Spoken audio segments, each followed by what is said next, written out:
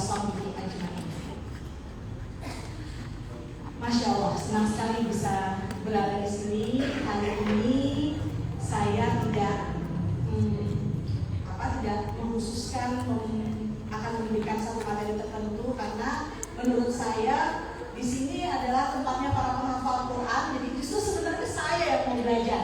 Jadi hari ini saya akan menyemangati adik-adik untuk menulis. Pertemuan kita sebelumnya di acara apa ya? Yang kita via Zoom, kita sudah membicarakan mengenai berdakwah lewat tulisan, ya. Dan hari ini saya ingin berbagi sedikit mengenai proses kreatif menulis. Nah, kalau untuk keislamannya nanti adik-adik penghafal Quran pasti lebih tahu. Ya, saya akan hari ini hanya akan berbagi pengalaman saya selama lebih dari 35 tahun menjadi penulis. Masya Allah. Nah, supaya enak karena tadi berdiri masnya ya, maka saya juga akan berdiri ya. Baik, supaya kelihatan semua. Beb, boleh dong sambil diambil ini buat TikTok. Oh, TikTok. Ya, baik ya. Jadi,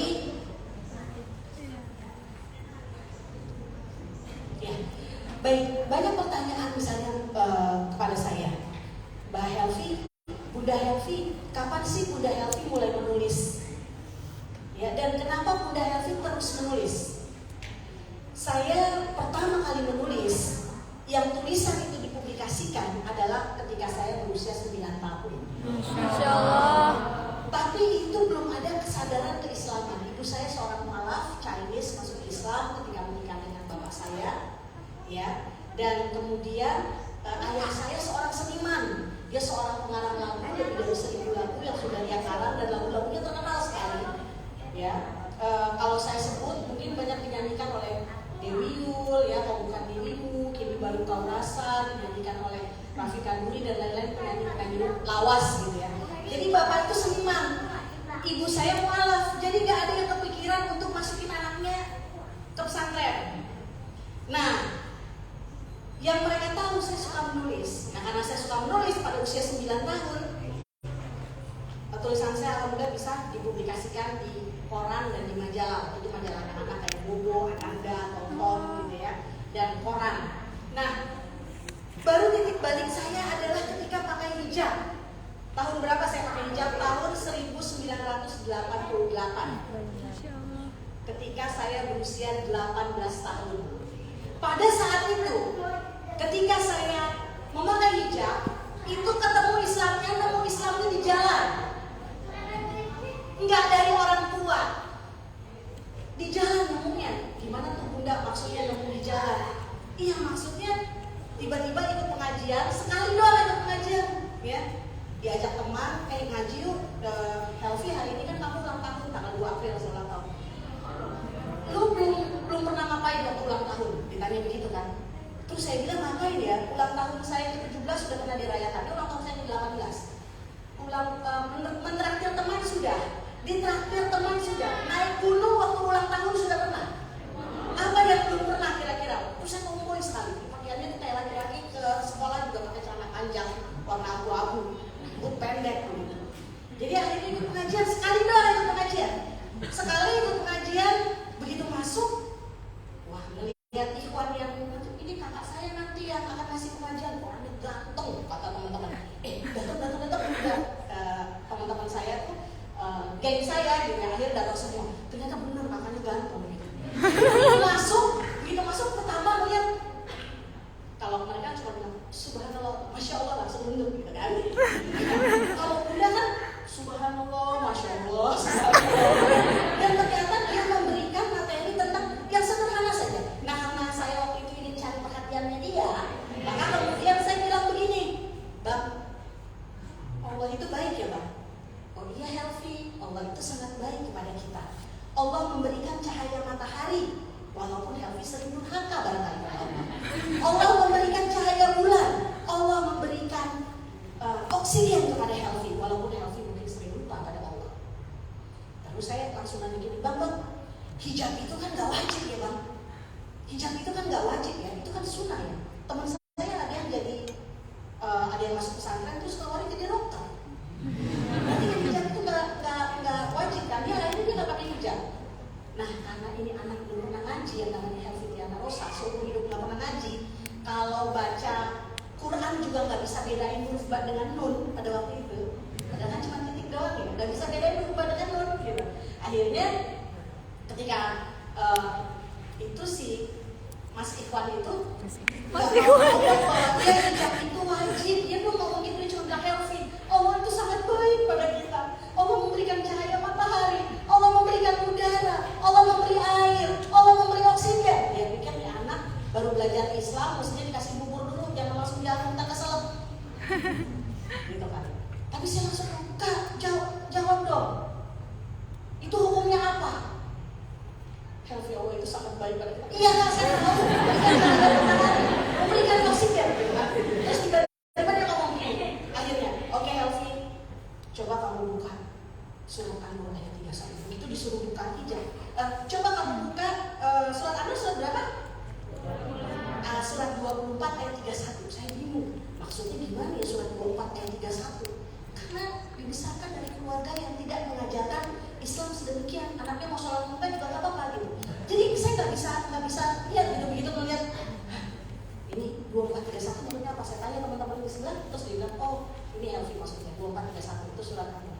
Tapi mereka nggak buka yang, jadi begitu saya buka yang kebuka sama saya surat Toha ayat 105. Mana hafal Qurannya, boleh bantu saya? Surat Toha ayat 105 boleh? 105 atau 115? Boleh dibacakan?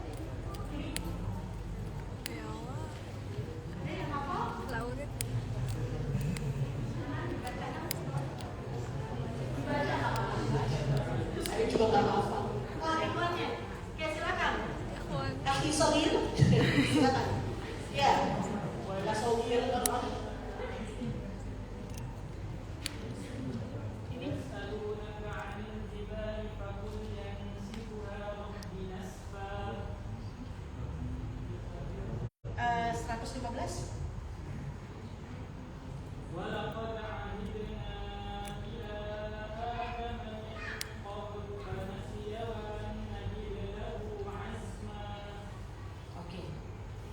Diartikan surat Toha ayat berapa? Itu saya lihat kalau nggak salah 105 atau 115 yang bahwa sesungguhnya hari kiamat itu surat ayat berapa itu? Hari kiamat itu sesungguhnya kami tidak akan diberitahu kapan hari kiamat itu tiba, sehingga tiap orang akan dibalas menurut amalannya masing-masing. Itu ayat berapa ya?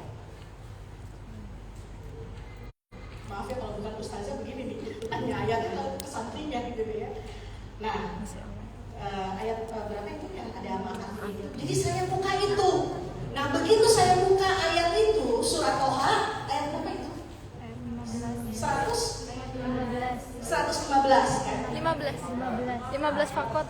Ayat 15, surat Toha ayat 15. Begitu saya buka surat Toha ayat 15 itu, hilang sudah kegantengan Ikhwan itu ya, dan tiba-tiba saya merasa begitu sendiri. Dan begitu selesai ngaji saya langsung bilang, Allah sangat cinta saya. Allah memberi saya cahaya matahari, Allah memberi saya air, Allah memberi saya oksigen, padahal saya tidak pernah sujud kepadanya. Sekarang saya siap. Allah menyuruh saya apa saja, saya akan ikut. Terus saya bilang sama teman saya mau pakai hijab, tapi saya nggak punya di rumah. Boleh nggak saya pinjamkan? Begitu pulang, adik saya kaget. Begitu pulang saya mau pakai hijab. Saya punya tukang bakso langganan namanya Gatot. Pulang sudah bilang, Gatot, saya sekarang udah pakai hijab. Kalau teman-teman pakai saya senang banget saya bisa pakai hijab. Saya pakai hijab dan alhamdulillah sejak hari itu tidak pernah saya lepas lagi sampai hari ini. Saya istiqomah. Nah sejak itu saya kemudian berubah. Menulis menurut saya adalah bagian dari ibadah yang harus saya lakukan. Menulis adalah bagian dari jihad. Jihad fisabilillah. Nah setiap kali saya berkaca, ngaca nih ceritanya, itu langsung ada dialog tuh. Allah sudah memberi talenta kepada kamu. Kamu bisa menulis. Lalu apa yang kamu lakukan sekarang? kamu harus menulis. Untuk apa? Untuk mengabarkan betapa indahnya Islam, untuk mengabarkan betapa berartinya Islam bagi dirimu, dan untuk berbagi sedikit inspirasi pada orang-orang Muslim. Sejak saat itu, misi menulis saya adalah misi mulia. Saya tidak mau menulis yang aneh-aneh. Ya, saya nggak peduli, saya nggak ada penghargaan sastra atau apa, nggak peduli. Buat saya, menulis itu dalam rangka beribadah kepada Allah. Jadi saya nggak akan mau menulis yang na'udzubillah, yang cabul-cabul dan sebagainya. Itu tidak akan pernah. Tapi menulis tulisan kita harus bermanfaat buat orang lain, harus bermanfaat buat diri kita sendiri. Jadi menulis pada akhirnya harus memberi kita cahaya, bukan hanya dunia. Saya menulis bukan hanya untuk dunia saya juga menulis untuk akhirat saya. Nah, sejak saat itu saya kemudian menulis. Saya ingat tahun 90-an saya sudah menulis tentang Muslim di Myanmar, kasus Rohingya. Saya menulis tentang Muslim India, Kashmir, itu tahun 90-an. Saya menulis tentang penderitaan saudara-saudara di Moro pada waktu itu. Sampai saya menulis tentang saudara-saudara kita di Liberia. Saya riset, karena waktu itu tidak ada Google, riset pustaka untuk menulis. Tapi saya tidak menulis dalam bentuk artikel, saya menulis dalam bentuk cerita. Sampai hari ini saya tahu bahwa Allah memberkahi saya dan mungkin juga teman-teman semua dengan potensi. Tidak ada orang yang tidak punya potensi. Semua orang punya potensi, hanya mungkin kita belum menemukannya. Tapi menulis menurut saya itu adalah potensi yang bisa dipelajari. Jadi kalau Anda bilang, Bunda, saya mungkin jago ngomong, tapi saya nggak bisa nulis. Percayalah, kalau kita punya tekad yang kuat, terutama untuk syiar Islam, ya, untuk memberi manfaat, ya, dengan menulis, insya Allah kita semua bisa menulis. Saya percaya, ya, bahwa menulis itu semua orang bisa menulis. Semua orang bisa, hanya kita mau atau tidak. Jadi kita bisa menjadi, sejak kecil saya bilang sama anak saya, nah, kamu besok mau jadi apa? Kamu bisa menjadi pemain basket yang penulis. Kamu bisa menjadi guru yang penulis. Kamu bisa menjadi insinyur yang penulis. Kamu bisa menjadi pilot yang penulis. Kamu bisa menjadi presiden yang penulis. Menulis adalah satu pekerjaan yang bisa dirangkaikan dengan pekerjaan lainnya. Uma Oki Setiana Dewi sudah mengajarkan kepada kita, yang menginspirasi kita, bahwa sesibuk-sibuknya beliau sebagai ustazah, sebagai seorang aktris, ya, public figure, tapi beliau juga seorang penulis. Nah, karena itu saya percaya, insya Allah mulai malam ini akan mulai lahir penulis-penulis baru dari Mas Kanu Rufas. Kemarin kita sudah terbit bukunya, ya. Nah, dan saya harap bisa istiqomah. Lawan kita itu banyak sekali, orang-orang yang tidak suka Islam, orang-orang yang Islamofobia itu banyak sekali. Mereka cuma sedikit dibandingkan jumlah kita yang lebih banyak. Tapi yang sedikit itu jadi kelihatan banyak karena mereka semua nulis. Coba tuh buzzer-buzzer, semua nulis, gak ada yang gak nulis. Padahal jumlahnya segini, kecil, tapi mereka semua menulis. Nah, sekarang saatnya kita menulis. Apapun nanti profesi kita, apalagi seorang yang hafal Quran, Masya Allah, punya ilmu Quran banyak, ya Allah, saya iri sekali. Ya, saya iri sekali. Ya, itu bisa menjadi cahaya bagi tulisan adik-adik sekalian. Saya kira itu. Ada 3 hal kenapa kata istiqomah tidak bisa diterjemahkan dalam bahasa Indonesia. Apa sih arti kata istiqomah sehingga tidak bisa diterjemahkan dalam bahasa Indonesia? Kalau ditanya bahasa Indonesianya istiqomah itu apa? Susah. Dibilang tegar, lebih dari itu. Dibilang lurus, dibilang apa? Istiqomah apa sih? Konsisten. Bukan sekedar konsisten. Ada 3 makna istiqomah. Dan ketika kita melakukan ketiganya, baru kita menjadi orang yang istiqomah. Apa itu maknanya? Apa itu? Yang pertama adalah kita menjadi orang yang konsisten. Konsisten artinya kalau kita bertekad, kita akan membela Islam, kita akan mendukung para ulama, kita akan berjihad melalui pena, maka konsisten. Setiap hari saya menulis, apapun yang terjadi. Sama kalau kita sholat misalnya, konsisten nih, sholat wajib. Konsisten, gak pernah tinggal. Nah, berikutnya adalah resisten. Resisten artinya berapa besar pun, berapa berat pun rongrongan dari luar, kita akan tetap bertahan. Siapapun yang merongrong keimanan kita, siapapun yang berusaha untuk merusak keislaman kita, kita akan bertahan. Itu istiqomah. Resisten, punya daya tahan yang kuat. Jadi konsisten yang pertama, kedua resisten, dan yang ketiga adalah persisten. Persisten itu apa? Persisten itu ketika kita terus konsisten, kemudian punya daya tahan yang luar biasa dari rongrongan dari luar, kita resisten, tapi di dalam konsisten dan resisten itu ada kemajuan. Yang tadinya hanya sholat wajib, mungkin jadi sholat sunnah. Kemudian ditambah lagi dengan ibadah-ibadah yang lainnya. Itu persisten. Jadi selalu ada kemajuan. Kalau hari ini misalnya 1 juz, maka berikutnya bertambah lagi. Kalau hari ini hafalnya doanya ini segini, maka berikutnya akan bertambah lagi. Itu namanya persisten.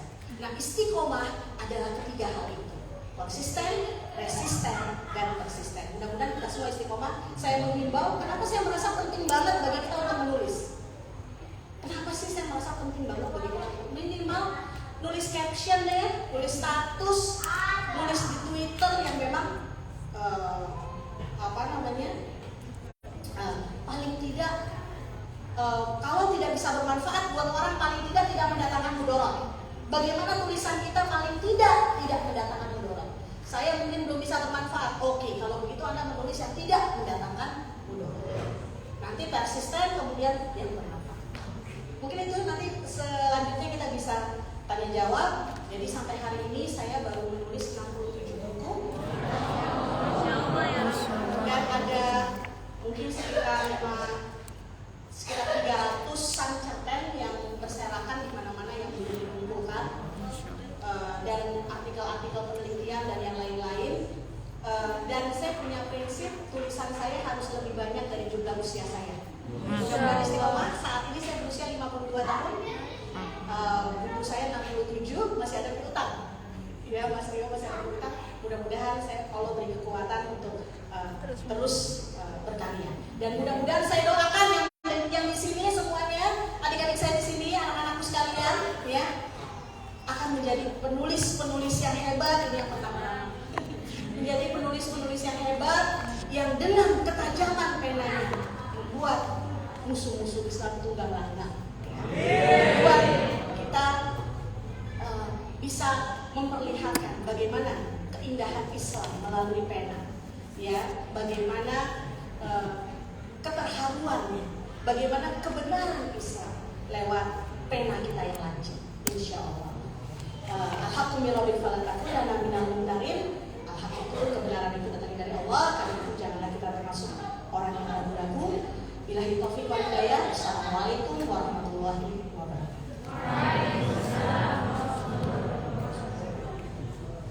A'udzubillahi minasyaitonir rajim. Bismillahirrahmanirrahim. Assalamualaikum warahmatullahi wabarakatuh. Alhamdulillahirabbil alamin. Allahumma shalli ala Muhammad wa ala alihi wa ashabihi wa man da'a bi da'watihi wa tamassaka bi sunnatihi wa jahada fi sabilillah ila yaumiddin. Asyhadu an la ilaha illallah wahdahu la syarika lahu wa asyhadu anna Muhammadan abduhu wa rasuluhu la nabiyya ba'da. Terima kasih ruangnya untuk Asma dan Helvi, karena ini juga kita baru ketemu setelah tanggal 3 April, ya. Habis itu Mbak Helvinya sakit, jadi kemudian baru silaturahim, ya. Terima kasih Rio dan teman-teman di sini yang sudah memberikan ruang. Dan tadi siapa yang menjadi pembawa acara tadi? Pulangnya lewat mana ya? Siapa namanya? Yasir? Yasir, oke. Kata Yasir, yang namanya kakak itu biasanya lebih sabar. Betul? Kok betulnya kayaknya gak ragu-ragu. Kayaknya banyak yang kakak di sini, ya. Yang kakak itu biasanya lebih hebat, betul? Asma, alhamdulillah Allah berikan. Jadi ketika saya ngobrol sama, saya bentuknya ngobrol aja gak apa-apa, ya. Saya ngobrol dengan anak-anak. Anak saya 2. Yang pertama namanya Putri Salsa, ya. Doakan mudah-mudahan Allah berikan karunia keturunan yang soleh, sehat, cerdas, kuat, bermanfaat bagi umat yang banyak, ya. Salsa suatu ketika bilang ini, Bun, Caca baru nggak bahwa ternyata Bunda itu nggak punya privilege, ya. Jadi menurut dia, Asma Nadia ini nggak punya privilege. Kenapa? Karena menurutnya bundanya itu kalau dari segi fasilitas kan, kalau ada yang tadi bertanya-tanya ya pengen jadi penulis tapi nggak punya fasilitas gitu ya, kemudian nggak punya dana, nggak bisa ikut workshop nulis yang mahal dan sebagainya gitu ya, sama dengan Asma Nadia. Jadi menurut Salsa, Asma Nadia nggak punya fasilitas, nggak punya dana. Kami memang dari keluarga miskin. Tadi Mbak Alfi bilangnya, saking miskinnya kami nggak bisa membaca buku. Jadi kalau teman-teman ya, Rio, mudah-mudahan nanti di sini ada pojok baca Asma Nadia ya, Rio ya. Insya Allah ya. Ya sambil setelah apa ya, boleh kan ya gitu ya baca ya di antara sela-sela nanti Insya Allah mudah-mudahan Asma bisa titipkan Rio. Jadi nggak punya. Jadi kami kalau mau baca buku dulu itu waktu kecil saya sama Mbak Alfi itu rajin nunggu ibu kami pulang dari pasar. Nanti bungkus-bungkus bekas cabai dan bawang itu yang kemudian kami buka-buka gitu ya, dan kemudian kami jari-jari dan kami baca di situ. Seringkali sakit hati. Kenapa? Bersambung ke halaman 11. Halaman 11 sih gak ada. Harusnya yang dagang kan dipilihin gitu ya, jadi berbeda. Halaman 11 sih gak ada.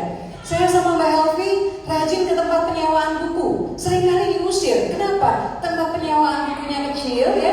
Kami tuh cuma nyesekin gitu, ini dua anak kecil ya, cuma nyesekin di pintu gitu ya, dan cuma bisa lihat-lihat judul, nggak punya duit buat nyewa buku. Jadi seringkali diusir. Saya penyakitan. Jangan tadi udah ya, miskin sudah ya, miskin sohih ya.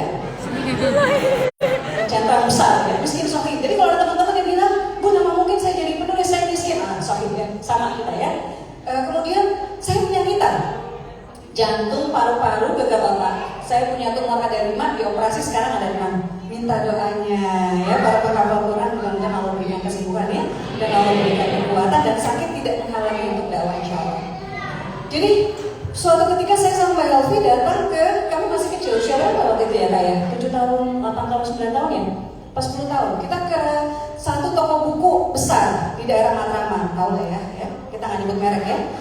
Jadi ke sana dan kami nggak berani masuk. Kenapa? Pertama, bajunya sangat sederhana, sendalnya lusuh, ya sangat tipis, dan rasanya nggak matching dengan orang-orang keren di dalam. Dan gitu satpamnya mukanya angker dan kumisnya tebal. Dulu emang anak kecil boleh prasangka ya. Jadi akhirnya saya nggak masuk, saya cuma ngeliat judul-judul buku ya, banyak buku-buku yang di display, dan saya tanya sama kakak saya, Kak, nanti adik bisa nggak ya baca buku-buku yang ada di dalam sana? Terus kakak saya, ya, doakan Mbak Hafiz selalu diberikan kesehatan. Kakak saya bilang, suatu ketika nanti kita tidak hanya akan jadi yang membaca, tapi kita akan jadi yang menulis buku-buku yang di dalam sana. Masya Allah, ya, malaikat lewat, ya, malaikat lewat dan itu terkabul. Jadi rekan-rekan sekalian, kami dulu sangat miskin, tinggal di samping rel kereta api di daerah Gunung Sahari. Di novel Jilbab Traveler Lost Vaksin Korea itu saya tuliskan di situ ada 2 hal yang terjadi kalau kita tinggal di samping rel kereta api. Yang pertama, gempa bumi kecil-kecilan setiap kali kereta lewat, ya, sahih ya. Kemudian yang kedua, jemuran bisa kering bisa hilang. Karena zaman dulu itu keretanya biasanya pintunya tuh nggak ketutup gitu. Dan jarak dari rel ke rumah itu cuma 1,5 meter. Jadi kadang-kadang tuh tangan-tangan ya cepet banget gitu. Tahu kayaknya jeans ya belum sampai 30 menit, tahu udah nggak ada gitu ya, mending keringnya. Jadi berasa sekali makan nasi pakai telur dipotong 8, sekali makan cuma 1/8, makan nasi pakai kerupuk, makan nasi pakai garam, makan nasi pakai kecap ya. Bukan doyan, memang nggak ada pilihan ketika itu. Ya, tapi rekan-rekan sekalian, kalau ada yang merasa bahwa oke, kalau kita nggak punya berarti kita harus berkompromi terhadap mimpi-mimpi kita. Oke, karena kita tidak punya atau kita sakit-sakitan berarti kita harus menyederhanakan mimpi-mimpi kita. No, itu salah. Ya, kenapa? Mimpi itu, saya tanya di sini, ada nggak yang pernah bayar untuk mimpinya? Bayar nggak kalau kita bermimpi? Apakah kalau kita mimpi yang besar bayarannya lebih besar? Apakah mimpi yang kecil ya udah yang kecil aja karena lebih murah? Enggak. Kalau mimpi tidak pakai bayar, kenapa takut untuk bermimpi besar? Jadi adik-adikku sekalian, di sini apa sih cita-citamu apa sayang? Iya, jangan nanya sebelahnya. Cita-citanya apa? Kamu masih mikir dulu. Kamu cita-citanya apa sayang? menjadi dai dan produser. Oke, dai-nya di mana nih? Punya pesantren atau apa? Jadi kalau mimpi, kita upgrade mimpi kita. Dan malam ini kita akan mengupgrade mimpi-mimpi kita. Setuju? Oke, yang cita-citanya pengen jadi ustazah misalnya, kita upgrade cita-citanya menjadi ustazah yang punya pesantren di seluruh provinsi Indonesia. Amin. Ya.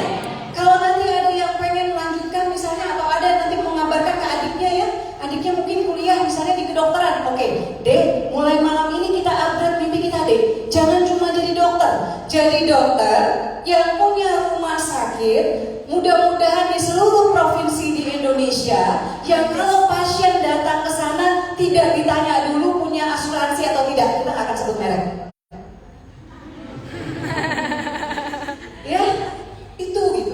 Adik-adik yang insinyur, adik-adik yang perawat, adik-adik yang guru. Kenapa cuma bercita-cita jadi guru? Kalau kamu bisa bercita-cita punya yayasan pendidikan terbesar di Indonesia, kenapa tidak? Jadi kalau mimpi tidak pakai bayar, ayo ini saatnya kita bermimpi besar. Jadi mulai nanti malam ya coba. Tadi pengen jadi produser, pakai produser apa? Produser kan? Produser yang filmnya flop ada juga, gitu kan? Produser film box office terbesar di Indonesia, gitu kan ya? Jadi mimpi selalu. Yang ada di sini yang suka desain, yang suka bikin-bikin misalnya kerudung ya, oke. Ya, kamu nanti tidak hanya menjadi desainer, tapi desainer busana muslimah terbesar di Indonesia. Ya, nanti teman yang sebelahnya, oh ya dia kan Indonesia, gue akan bikin dunia. Jadi lebih besar. Rekan-rekan sekalian, tadi Mbak Helvi sudah memberikan ini. Yang tidak Mbak Helvi berikan adalah begitu dia pakai jilbab, dia ramah sama Bang Gatot kan. Gitu kan? Saya sekarang pakai jilbab gitu kan. Begitu sampai rumah, ini pertama-tama ya. Saya jaraknya pakai jilbab sama Mbak Helvi itu cuma 2 minggu. Iya, 2 minggu. Kita nih CS, jadi dia SMP, saya masih SD, diajak ke SMP, dia pakai pakaian SMP. Dia SMA, saya pakai baju rok SMA-nya dia, saya main-main ke kantin SMA-nya dia. Dia di UI, saya masih SMA, saya dibawa ke UI, pura-pura bahkan ikut debat mahasiswa atau musyawarah inilah untuk kampus dan sebagainya. Dan ketika saya ngomong, mereka mengira Mbak Helvi yang ngomong, padahal asli. Gitu ya. Karena kan ada hijab ya, nggak ketahuan gitu. Tapi intinya beliau selalu melibatkan. Tiba-tiba dia pakai jilbab duluan, nggak terima dong saya gitu. Ada lagi nggak terimanya, kan yang air dikit dibuka nggak apa-apa ya kayak. Ya. Jadi kan karena mami saya mualaf, ya nanti diingatkan aja kalau waktunya saya keanakan. Karena ibu kami mualaf, ibu itu nggak tega kalau anak-anaknya puasa.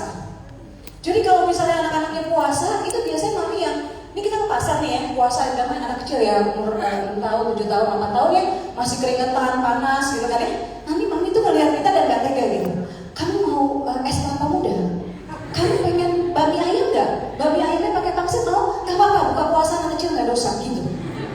Dan saya ini istiqomah, yang sering buka kakak saya gak akan sebut merek. Ini kak satu lagi aib ya kak. Udah gitu, saya ini rajin punya kontrakan, kita ngontrak dia. Saya rajin ya. Mbak Helvi dulu, tapi Mbak Helvi ini Masya Allah ya, jangan lihat yang dulunya ya, yang sekarang ya. Ini gak akan live nasional kan? Mbak Helvi dulu itu gitu ya. Kalau disuruh digedor nih sama papa untuk sholat ya, sholat subuh gini-gini, ya apa dibangun kan? Ke kamar mandi, tek, masuk kamar tidur. Saya nggak terima gitu. Jadi udah gitu, banyak sebetulnya banyak hal ya. Ketika dia pakai jilbab duluan, saya bertanya kepada Allah gitu. Perasaan yang sholatnya rajin duluan saya, perasaan yang puasanya nggak tergoda buka saya, kenapa yang dapat hidayah duluan dia gitu ya? Tapi Allah Maha tahu. Barangkali kalau saya yang duluan pakai jilbab, Mbak Helvi belum tentu pakai jilbab. Tapi ketika Mbak Helvi pakai jilbab, adiknya ngikut. Ya, saya bertanya-tanya kenapa dia pakai jilbab? Kita sama-sama komandan upacara dari SMP dan SMA, sama-sama masuk teater, sama-sama ikut karate, gitu kan? Jadi saya nggak ngerti kenapa tiba-tiba dia pakai jilbab. Dan setelah pakai jilbab itu angker kok. Saya nanya kan, Kevin, tetangga kita di depan tuh ada cowok manis gitu deh gitu ya. Kevin, kita ngecek Mas Tulis yuk. Terus Kevin langsung, astagfirullah. Terus saya, ini kakak gue bukan sih. Jangan-jangan kakak gue tuh di pasar.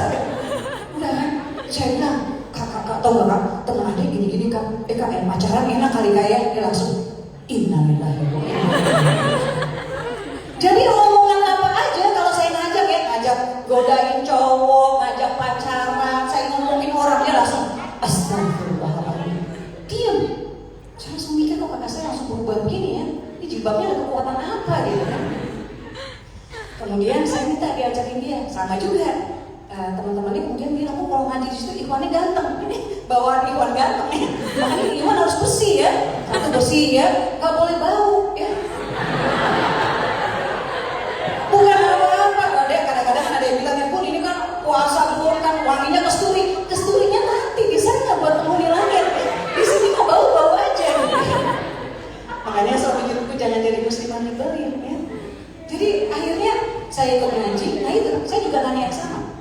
Saya nanya ke dia, saya nggak tahu ya, bahkan ternyata nanya yang sama. Saya nanya, semua kan nunduk ya, pas ngaji ya, semua nunduk gitu.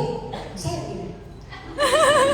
Jadi ketika ikhwannya mengedarkan pandangan kan, wah masya Allah yang lain khusyuk, tertunduk, menjaga pandangan. Astagfirullahaladzim. Wah alirannya sama sama kakak saya. Jadi waktu itu saya nanya, jilbab wajib apa enggak? Karena kami sama-sama ngaji, dipanggilkan guru ngaji ke rumah, tapi nggak pernah baca terjemahan. Jawabannya sama, jawabannya selalu Asma, itu panggilnya Rani ya. Rani tahu nggak kalau Allah mencintai seseorang seperti apa? Allah akan manggil malaikat Jibril. Ya, kemudian Allah bilang, wahai Jibril, beritakan kepada penduduk langit dan bumi bahwa aku mencintai si Fulan. Dan Jibril akan ngedar tuh, ya, nggak pakai sosmed ya. Jadi segenap penduduk langit dan bumi akan mencintai Rani. Saya nggak ngerti jawaban itu relate-nya dengan pertanyaan saya sesederhana jilbab itu wajib apa enggak. Tapi pulang, saya nangis waktu itu, saya cuma mikir, Allah nggak pernah minta apa ya gitu dari saya gitu ya. Tapi Allah ngasih saya dengan ibu yang mu'alaf, saya masih jadi muslimah gitu, masya Allah. Artinya kan hampir ya, kalau ibu saya ngambil gandengannya salah aja gitu ya, saya nggak jadi muslimah nih gitu. Saya nggak memeluk agama Islam. Jadi saya harus itu, sama seperti Mbak Elvi, saya juga nggak punya busana muslimah, saya pinjam waktu itu. Ya, jadi saya pinjam, akhirnya dikasih. Jilbab boleh dikasih, baju dikasih, cuma bajunya pendek segini, kaos kakinya segini, jadi masih ada infaknya dikit. Jangan gitu ya. Tapi anyway rekan-rekan sekalian, jadi kalau rekan-rekan tahu ya, jadi alhamdulillah sejauh ini saya cita-citanya sama seperti Mbak Helvi, pengennya usia bisa jumlah buku lebih banyak dari usia. Mohon didoakan, tekadnya mudah-mudahan mencapai 99 buku. Saat ini masih kurang berapa ya? Saya baru 68 buku. Tapi dari 68 buku itu semuanya saya kira kalau saya ikhlas ada kontribusi ke guru saya Mbak Helvi Rosa.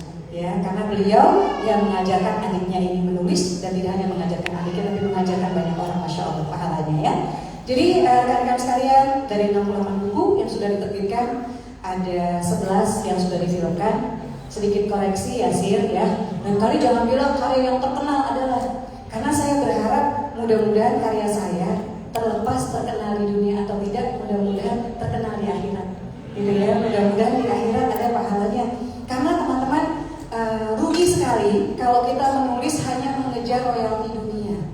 Royalti dunia itu berapa sih? Ya, apa yang tidak bisa Allah berikan? Ya, dan kalau kita mengejar akhirat, insya Allah dunianya kita dapat.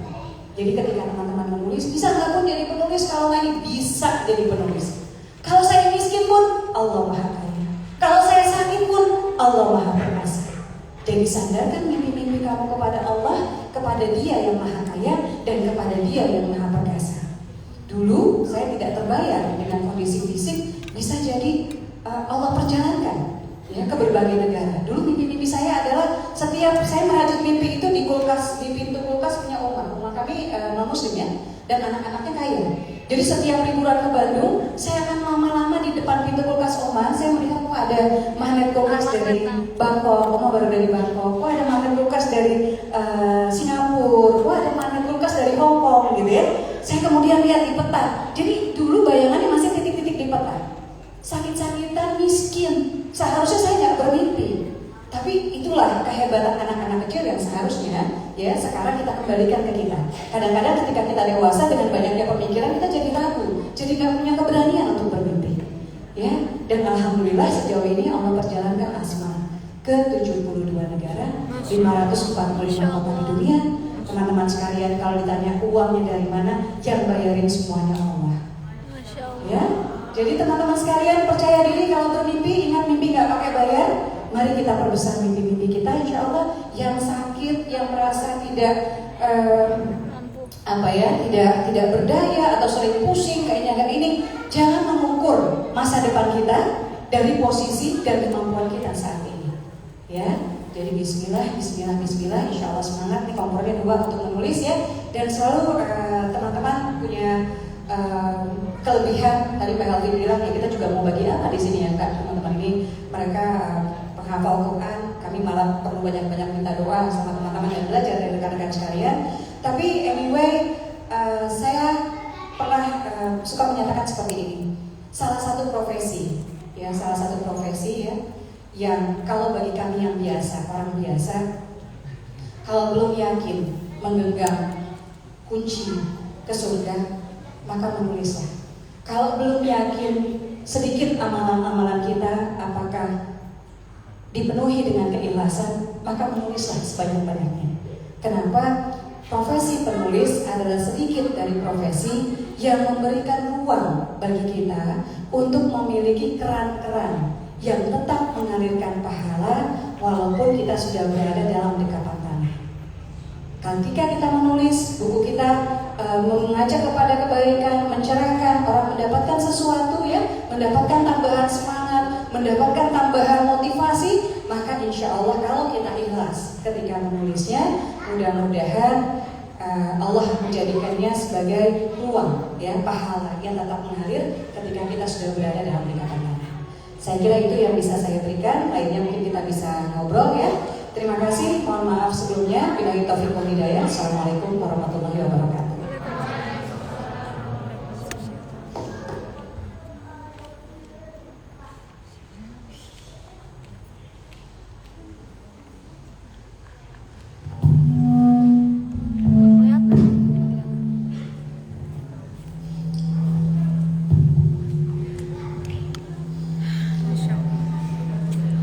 Baik, terima kasih.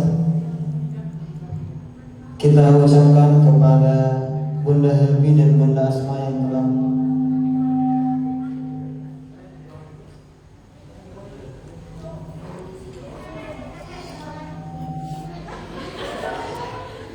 yang telah memberikan pemaparannya kepada kita semua. Masya Allah ya. Semoga dengan pemaparan tadi dapat mencerahkan kita sehingga kita dapat mengikuti jejak beliau. Amin ya rabbal alamin. Baiklah, mungkin minta izin Bunda, ada beberapa pertanyaan mungkin dari ikhwan dan akhwat. Yang pertama ikhwan dulu, kami persilakan kepada Ustaz Sandri.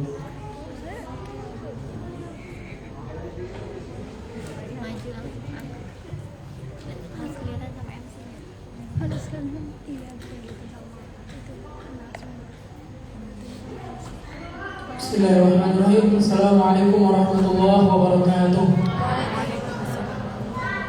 Pertama sekali, terima kasih kami ucapkan kepada MC yang sudah memberikan kesempatan kepada saya untuk bertanya pada malam hari ini. Dan juga terima kasih kepada Bunda Asma dan Bunda Helmi yang sedikit berbicara tetapi maknanya luar biasa.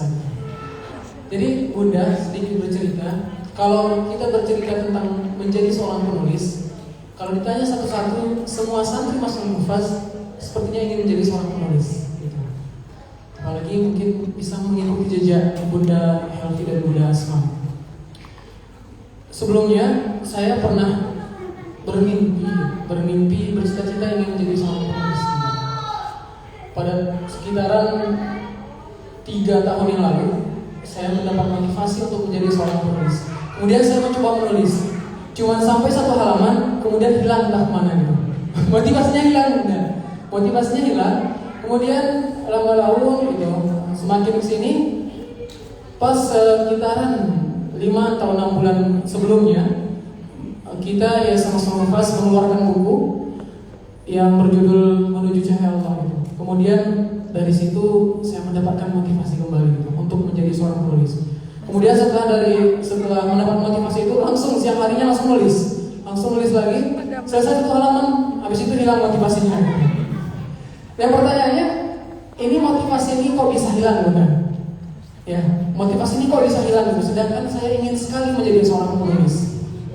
Dan yang kedua, saya ingin, kalau boleh izin Bunda, saya ingin memberikan saran. Ya karena saran ini mungkin khusus ya, spesial untuk kami di Yayasan Mas Al-Mufas ini, di pesantren ini, karena di sini banyak ingin jadi seorang penulis. Jadi kalau boleh saran dan minta izin Bunda, mungkin kita bisa buatkan grup ya, yang isinya kita calon-calon penulis gitu, yang dimana di dalamnya Bunda langsung membimbing kita gitu.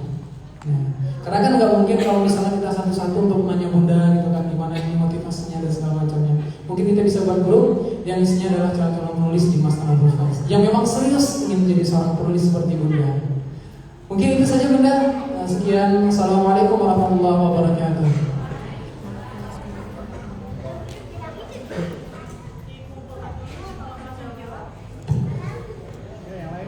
Kak, Baba.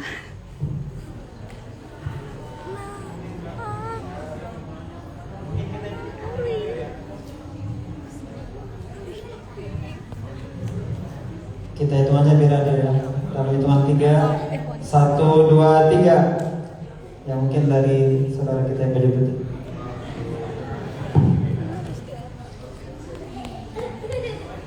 Ya langsung saja Bunda. Ya kalaulah gimana ya? Jadi gini Bunda, kalau bermimpi ya mungkin saya jagonya Bunda. Nah, jadi gini Bunda, saya mau bertanya, gimana caranya gitu bagi orang-orang yang ketika ingin mencurahkan mimpinya ke dalam kertas itu seketika kosakata dalam pikirannya tuh hilang semua gitu. Nah, mungkin itu aja Bunda. Terima kasih. Mungkin ada dari Aswad yang ingin bertanya. Kita hitung juga ya dalam hitungan 1, 2, 3. Ada baca dari sana.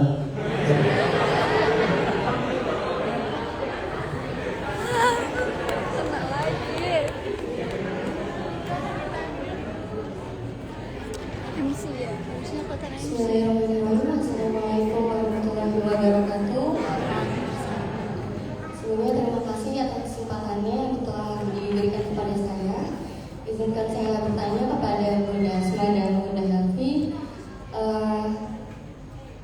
Alhamdulillah saya sangat suka menulis dan tulisan saya upload ke dalam sosial media yang dinamakan Bingkai Cerita dan Ruang Pulih. Jadi media ini adalah kata-kata mutiara atau kata-kata tentang kesehatan mental, karena saya sebagai mahasiswa jurusan bimbingan konseling di Fakultas Ilmu Pendidikan Universitas Negeri Jakarta.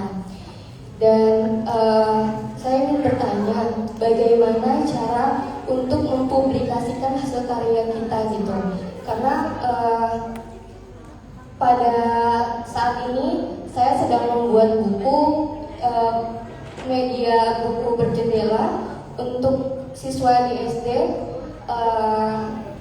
namun saya bingung gitu bagaimana caranya untuk mempublikasikannya atau bisa dilirik oleh publisher, karena beberapa kali saya mencoba untuk mengajukan itu ditolak gitu. Bagaimana caranya? Terima kasih. Assalamualaikum warahmatullahi wabarakatuh. Selanjutnya ya, kita hitung 1, 2, 3. Yang baju putih.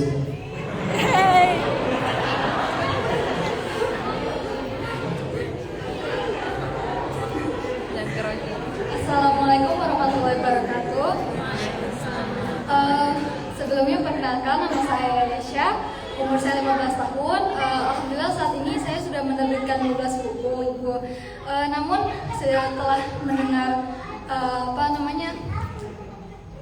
kalimat Ibu barusan tentang bagaimana Ibu berdakwah melalui tulisan, saya jadi berpikir apa tulisan saya ini sudah cukup menggerakkan atau sudah cukup berguna atau memberi moral yang baik untuk para pembaca. Karena saya lihat Ibu bercerita tentang sejak awal Ibu punya niat untuk menulis agar bisa berdakwah kepada umat muslim.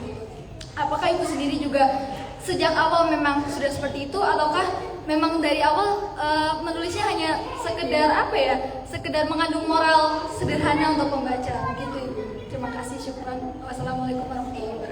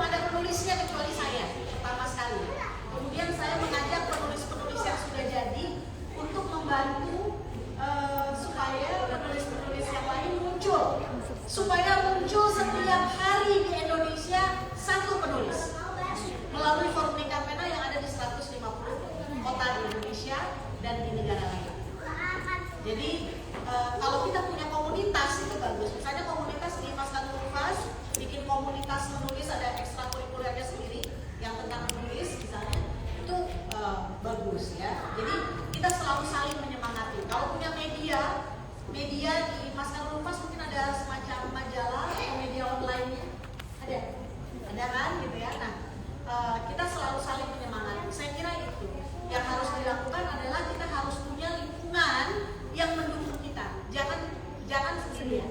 Itu satu. Kemudian yang kedua tadi pertanyaannya mengenai mau menulis, sudah tahu apa yang ditulis tapi tiba-tiba hilang semua kosakatanya gitu ya. Nah, yang harus kita ingat adalah ketika kita menjadi penulis, kita harus suka membaca. Kalau kita hanya ingin menjadi penulis, tetapi kita tidak suka membaca, maka tulisan kita akan kering. Jadi, membaca dan menulis itu seperti sepasang sepatu, jalannya bareng-bareng. Jadi nggak bisa, misalnya kita hanya suka membaca, tapi tidak suka menulis. Kita akan pincang. Kita hanya suka menulis, tapi tidak suka membaca. Kita akan buta gitu. Ya, jadi sebisa mungkin membaca dan menulis menjadi satu kesatuan, satu paket.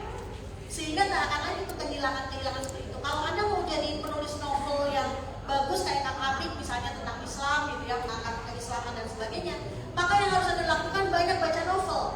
Mau jago nulis puisi, banyak baca buku-buku puisi. Mau jago nulis artikel, banyak baca tentang artikel. Saya ingat Muhammad Iqbal. Muhammad Iqbal ini adalah seorang filsuf dari Pakistan dan juga seorang sastrawan.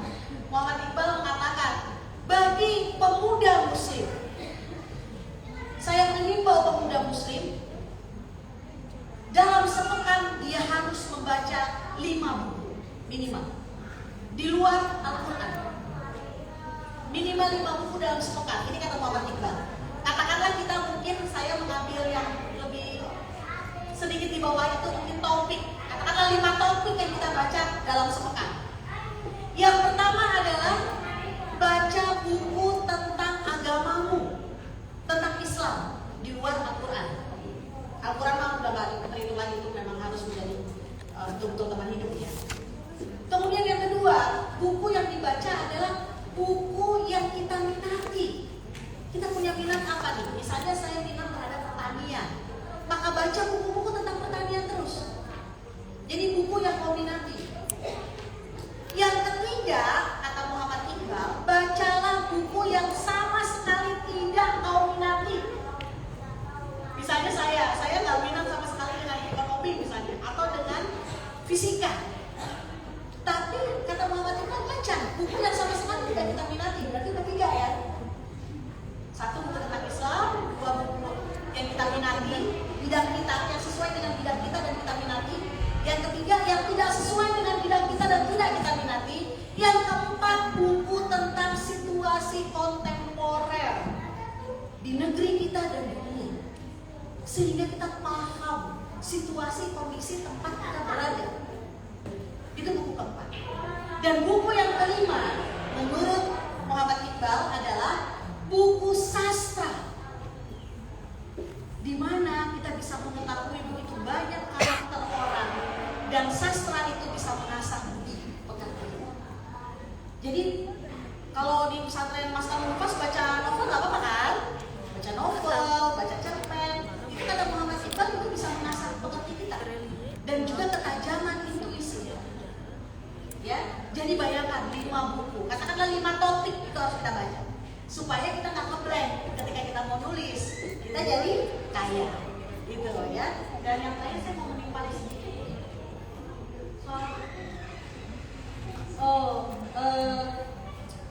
sudah menerbitkan 12 buku. Oke, ketika selamat ya, sudah 12 buku ya, masya Allah ya. Mudah-mudahan teman-teman yang lain juga menyusul. Sudah berapa usianya? 15 tahun. Ibu cari di Gramedia juga tersedia, Bu. Iya, 15 tahun sudah 12 buku ya. Saya dulu 15 tahun belum apa-apa gitu ya. Kalau kita menulis, kalau ditanyakan kalau saya dulu bagaimana, apakah sudah langsung dakwah? Tidak. Saya menulis sejak usia 9 tahun kan, dikasihkan. Dan dulu saya nulis untuk cari duit. Titik balik saya ketika pakai hijab. Sebelum pakai hijab, saya tahunya menulis untuk cari uang. Jadi saya menulis sebanyak-banyaknya supaya bisa beliin adik saya buku, supaya bisa banyak baca buku, supaya saya bisa beli tas sekolah. Itu motivasi menulisnya uang.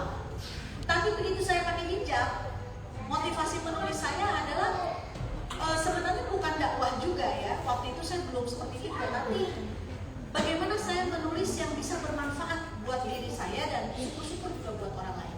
Artinya saya tidak mau menulis yang sia-sia. Bagaimana tulisan ini bisa membawa kita, bagaimana tulisan ini bisa membuat Allah tersenyum. Bagaimana tulisan ini bisa membawa kita kepada cahaya di akhirat, bukan hanya di dunia. Ngapain jadi penulis terkenal cuma di dunia? Pengennya nanti dong di akhirat. Amin ya Allah. Amin. Ya, jadi tidak ada kata terlambat. Tapi intinya sebenarnya ketika kita dekat dengan Al-Quran, kita punya furqan. Kita punya pembeda, kita punya furqan. Kita tahu mana yang harus kita tulis, mana yang tidak usah kita tulis. Gitu bukan? Karena ada furqan gitu. Dan furqan itu sangat membantu kita dalam melangkah ke depan menjadi apapun kita, ya. Insya Allah ketika kita berpegang dengan Al-Quran, keluarannya juga akan beda. Seperti itu. Dan terakhir menyinggung sedikit soal kesehatan mental. Saya teringat perkataan James Pennebaker bahwa menulis itu bisa mengurangi penyakit. Yang paling sederhana kalau kita stres kita menulis, ya. Bahkan penelitian terbaru saya juga tidak tahu, si James Pennebaker mengatakan bukan hanya bisa mengobati penyakit kanker, mengurangi resiko penyakit kanker, bahkan juga bisa mengurangi resiko kemandulan dengan menulis. Nah, harus cari jurnalnya di Google. Jadi sampai seperti itu menulis. Apalagi soal kesehatan mental, kita curhat di diary, ya. Ya kita itu kesehatan mental banget, dan menulis membantu kita untuk menyehatkan mental kita. Jadi teruslah menulis seperti itu. Nanti soal publikasinya bahaslah akan menambah. Saya kira itu, terima kasih.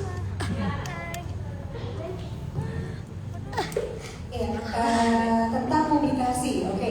Sekarang ini karena eranya digital, ya, jadi sebetulnya teman-teman, kalau secara umum kan kita memang menerbitkan, ya kita kirim karya berarti ke penerbit, ya kan? Penerbitnya ada macam-macam nih. Ada penerbit indie. Kalau penerbit indie itu biasanya oplahnya lebih kecil, gitu ya. Oplahnya lebih kecil, kemudian tidak selalu, tapi kebanyakan penerbit indie biasanya nggak go nasional dan bukunya lebih susah untuk diperoleh. Jadi tidak di display di toko-toko buku besar, ya. Kemudian ada penerbit mayor. Ini kan yang kita lihat. Kalau mau tahu alamat mereka di mana, Google aja. Zaman sekarang apa sih yang kita nggak dapat, ya? Kalau kita Google.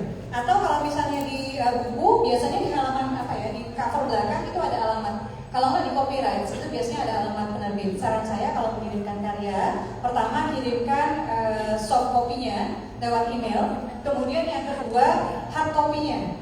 Hard copy jangan printan yang dikirim, tapi fotokopi. Kenapa? Kalau misalnya ditolak, fotokopi lagi lebih murah dibandingkan ngeprint lagi, betul?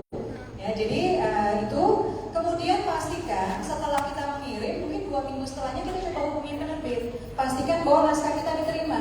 Karena Asma sebelumnya pernah jadi manajer penerbitan di salah satu anak perusahaan penerbit yang lumayan besar di Indonesia, ya.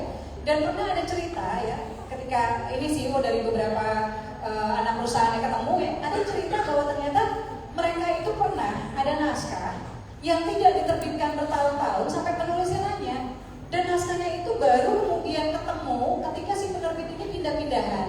Naskahnya tuh selama 4 tahun di pondok di belakang lemari buku, gitu loh. Jadi mungkin kesini keselip gitu ya, gitu. Jadi 4 tahun. Jadi tanya, jadi barangkali kita ditolaknya belum tentu pertama bener nggak naskah kita diterima. Kemudian diterima dalam keadaan bisa dibaca nggak? Iya, kasih tenggat waktu. Kemudian berapa lama pun kita harus nunggu kalau karya kita diterbitkan. Biasanya penerbit itu sudah punya naskah untuk setahun ke depan. Jadi kalau ada yang bilang nunggunya lama dong, iya. Tapi ada beberapa karya yang bisa menyelat. Jadi walaupun susunan ini penerbitan katakanlah 2023 ya, setiap penerbit udah punya nih. Tapi kalau karya kamu judulnya menarik, kemudian sinopsisnya menarik, ya, kemudian apalagi ceritanya juga ternyata berbeda, tidak mustahil atau sesuatu yang kekinian, gitu ya, tidak mustahil naskahmu bisa menyelat antrian. Jadi tiba-tiba dikabari. Tapi biasanya paling cepat kita dapat kabar tuh biasanya 3 bulan itu cepat banget. Biasanya mungkin 6 bulan sampai setahun kita dapat kabar, ya. Tapi saya lebih kalau buat saya tetap kita coba, walaupun kita bisa indie publishing, ada lagi yang namanya self publishing. Jadi kita menerbitkan sendiri. Jadi desain sendiri atau menggunakan jasa, tapi kita yang bayar, edit sendiri, lewat sendiri, gitu kan. Kemudian jualan sendiri, gitu ya. Nah terkait ini teman-teman, kalau nantinya mau ke self publishing nulisin atau nanti pengen bikin misalnya bikin indie publishing sendiri di sini mungkin ya, Rio gitu. Berarti teman-teman kalau bisa diperkuat sosial medianya, karena sosial media itu nanti bisa ngobrol-ngobrol sama Oki ya untuk ini ya, Uma ya, untuk gimana sih kita caranya bisa memperkuat sosial media kita, karena bagaimanapun sosial media jembatan untuk usaha apapun yang nanti atau dakwah apapun yang kita lakukan. Kemudian yang kalau misalnya ditolak berkali-kali pun nggak apa-apa, karena saya punya teman penulis nasional yang sudah diundang Kongres Cerpen Dunia di Paris ya, itu kalau saya tidak salah dia bilang baru karya ke-99 yang dimuat di media koran. Ke 100 ya? Bahkan ke 100. Jadi 99 kali ditolak ya. 99 kali ditolak. Jadi kalau kita ditolaknya baru 3 kali ya, cemen ya. Baru berapa? 15 kali? Cemen, bodoh 25 kali. Terus jadi harus bangga ya. Enggak ada. Tapi intinya teman-teman sekalian, ditolak itu biasa ya. Asma ada beberapa foto penulisan juga di YouTube channel Asma Nadia, barangkali salah satunya soal menulis penerbit ini. Nah yang lainnya apa? Kalau ada event perlombaan dan sebagainya, ikut. Kenapa? Naskahmu menang walaupun tidak diterbitkan oleh penyelenggara, itu bisa jadi catatan tersendiri ketika kamu mengirimkan naskah ke penerbit, jadi nilai tambah bahwa naskah ini pernah meraih juara pertama misalnya, juara kedua ketika lomba ini misalnya, itu bisa disebutkan. Nah satu lagi terkait era digital, sekarang ini banyak sekali platform kepenulisan dan ini teman-teman bisa manfaatkan. Tapi jujur aja, di sana harus tabah-tabah, harus jangan sampai ke bawah arus ya, karena kebanyakan platform kepenulisan itu banyak yang memang tidak ada rambunya gitu. Ya, yang setahu saya punya komitmen untuk anti porno literasi dan pornografi, termasuk covernya, itu adalah aplikasi KBMN. Jadi silakan, ini Asma sharing apa Pak ya? Silakan teman-teman diunduh di Google Play Store, tapi belum bisa di iOS ya, baru bisa di Android. Silakan diunduh. Kemudian teman-teman karya-karya yang sedang ditulis ya, dan ini bagus juga buat teman-teman yang semangatnya on off gitu ya. Kalau semangatnya on off, paling enggak kalau ada deadline, jadi kita bikin cerita dan kita niatkan setiap hari di-update 1 bab baru, atau seminggu 2 hari. Ya setiap hari Senin Kamis ya, seperti kita puasa gitu, itu diupdate. Kalau kita punya target, ya biasanya kita jadi lebih disiplin. Ya, jadi buat teman-teman semua, ingat profesi penulis itu profesi yang nggak ada bosnya, nggak ada atasannya, nggak ada yang akan memberber kamu untuk menyelesaikan tulisan. Jadi kita harus bisa jadi bos bagi diri kita sendiri. Aktif di organisasi kepenulisan, ikut grup-grup kepenulisan itu akan membantu karena kita berada dalam ruang yang orang-orang yang bernafas yang sama gitu istilahnya ya. Jadi aplikasi kepenulisan keuntungannya apa Bun? Aplikasi kepenulisan itu kamu bisa mempublikasikan karya, bahkan bisa mendapatkan bagi hasil dari karya sekalipun karyanya belum selesai. Jadi karyamu misalnya masih 12 bab atau 7 bab, 8 bab apa ya, kamu bisa mempublikasikan karya sambil jalan nanti diselesaikan ya. Tapi jangan sampai nggak selesai, nanti orang yang sudah subscribe jadi trauma kan. Udah subscribe ke dia, gila tulisannya ada 30-nya nggak ada endingnya gitu. Ya, jadi buat teman-teman lirik aplikasi kepenulisan ini, karena biasanya setahu saya sejauh ini aplikasi KBMN ini aman sih. Jadi saya nggak pernah nagih-nagih bagi hasil di awal bulan itu mereka transfer. Jadi ketika kita sign in, ketika kita login pertama kali pun, ketika kita mendaftar, teman-teman sudah diminta nomor rekening. Ya, jadi nanti sesuai dengan berapa viewersnya gitu ya. Kemudian apa? Pertama kali minimal siapkan 10 bab dulu sih. Karena lewat 8 bab baru kita bisa monetisasi nantinya. Jadi manfaatkan ini dan menyambung tadi usulan ya untuk tadi grup penulisan segala macam ya. Sebetulnya teman-teman bisa memanfaatkan acara Rabuan atau kalau sekarang mungkin Kamis ya selama Ramadan, acara Kamisan namanya Belajar dari Bintang. Belajar dari Bintang ini bakal Finan Rosa sering banget jadi guru di sana. Kemudian ada dosen UI juga sastra, Kang Maman S. Mahayana, Kang Labib pernah jadi pembicara. Mudah-mudahan nanti Uma juga bisa ikut jadi pembicara di sana. Lalu ada sutradara Mas Guntur Suwarjanto, sutradara Cinta Laki-Laki Biasa, ada juga Traveler, banyak lah ya penulis ya, termasuk karya-karyanya Kang Nulis juga ya beliau. Kemudian ada produser juga yang ikut bicara yang tertarik dengan kepenulisan script writing ya. Ada Vicky Watimena pernah bicara di sana, ada Benny Setiawan ini penulis skenario dan sutradara Melayu Citra juga pernah berbicara di sana. Jadi manfaatkan ruang gratis ini yang selama pandemi ini sebetulnya dibuka di mana-mana bagi kita untuk belajar. Di hadir niatkan itu acara mingguan kita untuk menuntut ilmu. Dia sambil Bismillah terus menulis dan terus menulis. Ya mudah-mudahan menjawab pertanyaan, insya Allah ya. Dan semangat buat teman-teman semua. Kalau semangatnya masih on off untuk menulis, berarti sebetulnya kita belum menemukan alasan yang kuat kenapa kita harus menulis. Karena dengan satu alasan yang kuat, insya Allah kamu akan bisa menulis. Mudah-mudahan sampai kamu menutup mata. Ya, kalau sudah menutup mata, kamu masih menulis ada horor. Terima kasih. Billahi taufiq wal hidayah. Assalamualaikum warahmatullahi wabarakatuh. Oke, mungkin mau sudah selesai, itu mau ditutup ya. Sebelum ditutup, saya mau baca puisi boleh ya? Ini adalah puisi yang selalu memotivasi saya karena ini puisi pendek, puisi yang saya tulis saya pakai jilbab tahun 88 dan saya menulis puisi ini tahun 92 dan puisi ini menjadi tiga puisi terbaik tingkat ASEAN, puisi religi ya. Waktu itu jurinya ada Sukarti Kalzubari, ada Hamzah Kankuti, ada Yusuf Lanua, ada Habib Yasin masih hidup ya. Dan puisi ini terpilih 3 terbaik. Saya bacakan ya.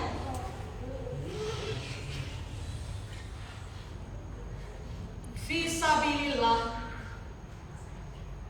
Helvi Diana Rosa.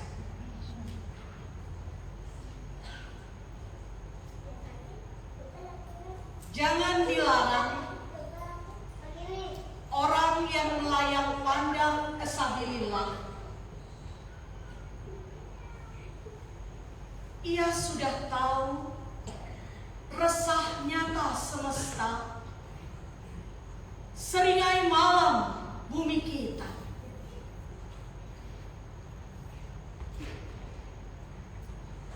Jangan ditahan orang yang ingin melemparkan diri ke sabilillah. Ia sudah tahu ramuan cinta yang firdaus, juga rejam rintangan itu. Jangan dinanti orang yang pergi ke sabilillah. Ia sudah tahu kemana harus menjual nyawa. 1992. Terima kasih.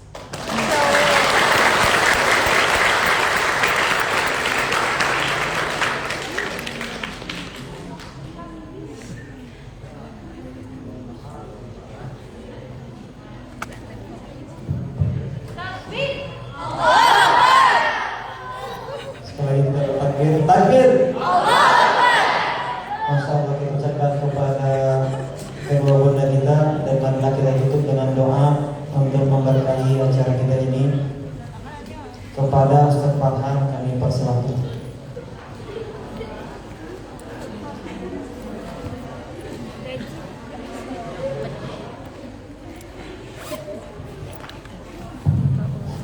Bismillahirrahmanirrahim. Assalamualaikum warahmatullahi wabarakatuh. Baiklah, untuk memberkahi acara kita pada malam yang berbahagia ini, kita senantiasa berdoa kepada Allah Subhanahu wa Ta'ala. Namun sebelumnya kami ucapkan terima kasih kepada Bunda Asma dan juga Bunda Helvi yang telah memberikan begitu banyak nasihat dan motivasi kepada kami semuanya.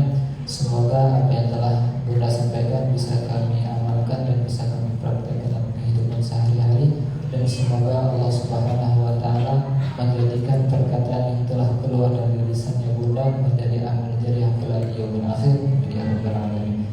Marilah kita senantiasa berdoa yang terlebih dahulu kita beristighfar kepada Allah Subhanahu wa Ta'ala. Semoga dengan istighfarnya kita Allah senantiasa membersihkan hati kita sehingga doa yang kita panjatkan dijawab oleh Allah Subhanahu wa Ta'ala. Astaghfirullahaladzim, astaghfirullahaladzim, astaghfirullahaladzim. A'udzubillahi minasyaitonir rajim. Bismillahirrahmanirrahim. Alhamdulillahi rabbil alamin, hamdan na'imin, hamdan syakirin, hamdan yuwafi ni'amahu wa yukafi'u mazidan. Ya Rabbana lakal hamdu wa lakal والشكر كما ينبغي لجلال وجهك الكريم وعظيم سلطانك. اللهم صل وسلم وبارك على سيدنا محمد وعلى آله وصحبه أجمعين.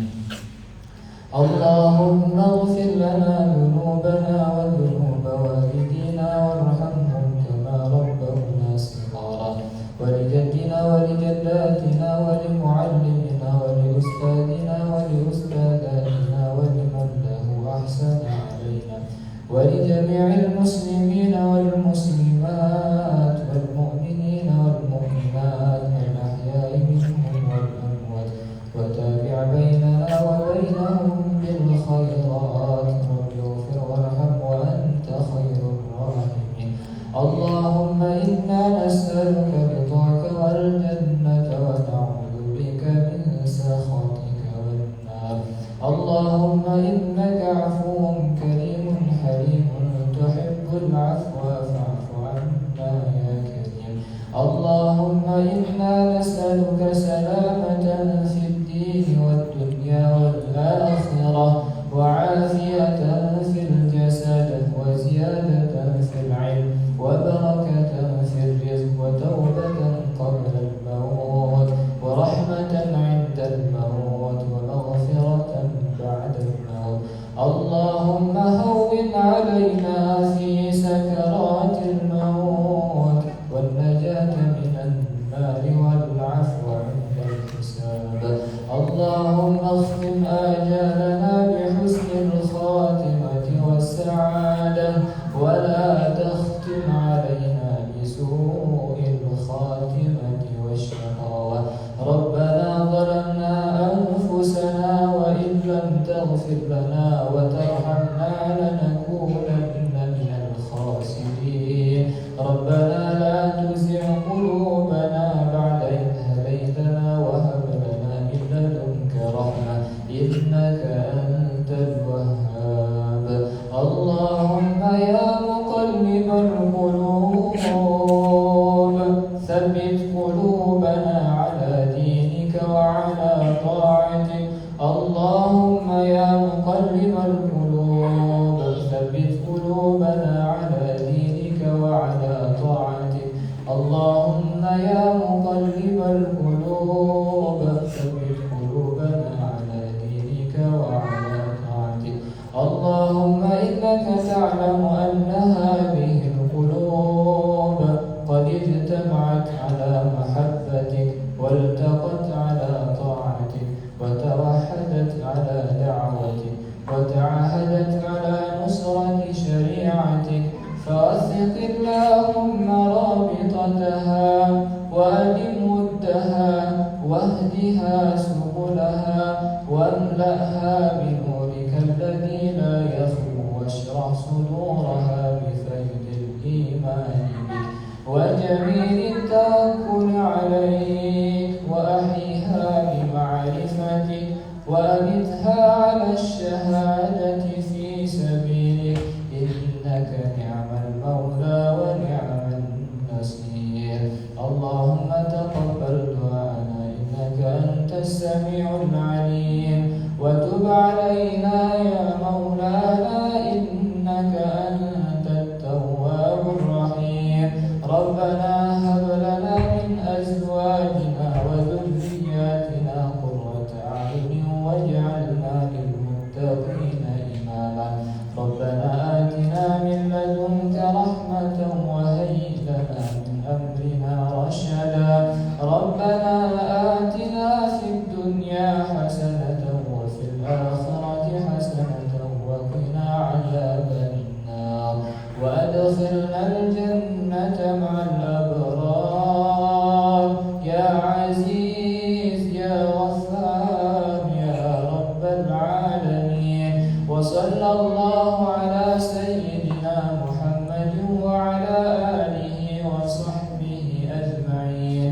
سبحان ربك رب العزة عما يصفون، وسلام على المرسلين والحمد لله رب العالمين. السلام عليكم ورحمة الله وبركاته. Terima kasih kita ucapkan kepada Ustaz Farhan. Semoga Allah mengijabah doa kita semua, menjadikan kita penulis-penulis yang bermanfaat di dunia dan akhirat. Terkhusus kita doakan kepada kedua ibunda kita agar dimudahkan urusannya, amin. Dilancarkan seluruh pekerjaannya, disehatkan badannya, dan selalu dilindungi oleh Allah Subhanahu wa Ta'ala. Demikianlah cara kita tadi. Mari kita tutup dengan lafaz alhamdulillah. Alhamdulillahirabbil alamin. Kalau ada sumur di sawah boleh kita membasuh